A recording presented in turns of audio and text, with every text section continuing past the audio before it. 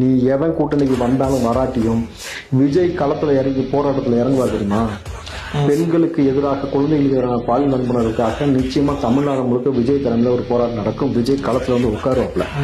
அன்னைக்கு உட்கார அன்னைக்கு Tamil Nadu can feel the heat. அன்னைக்கு நீ விஜய் தொடவே முடியாது. விஜய் நீ தொட்டு ராணுவத்தை கூட இறக்கு, நீ தொட்டு அவரை கைது பண்ணு வச்சுங்க. மெரினா புரட்சி வெறும் மெரினால மட்டும் வெடிச்சு தம்பி, தமிழ்நாடு புரட்சி ஒன்று வெடிக்கும். விஜய் மேல கை வச்சுன்னா அங்கங்க பத்திக்கும், தீயா பத்திக்கும். தமிழ்நாடு ஒண்ணுத்துக்கு இல்லாம வேற மாதிரி ஒரு போயிடும். அன்னைக்கே ஆட்சி விஜய் நினைச்சா வச்சுங்க ஒரே நாள் ஆட்சியை கழிச்சு விட்ட முடியும் தெரியுமா?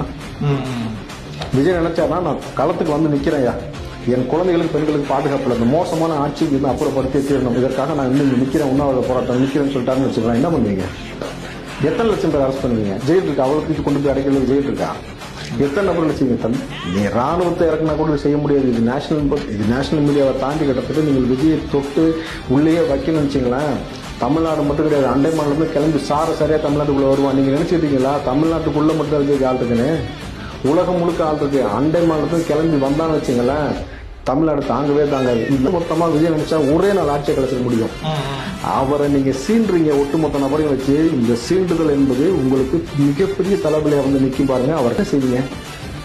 தமிழ்நாடு ஒரு மாதிரி கொலன்னு ஆயிரும். அதுக்கப்புறமேட்டு நீங்களே பாப்பானுங்க எத்தனை கோடி பேர் இளைஞருக்கு வராங்கன்னு தெரிஞ்சுட்டு சொன்னாப்புல கூட்டிங்க ஓட்டைங்க மைனஸ் ஆகும்.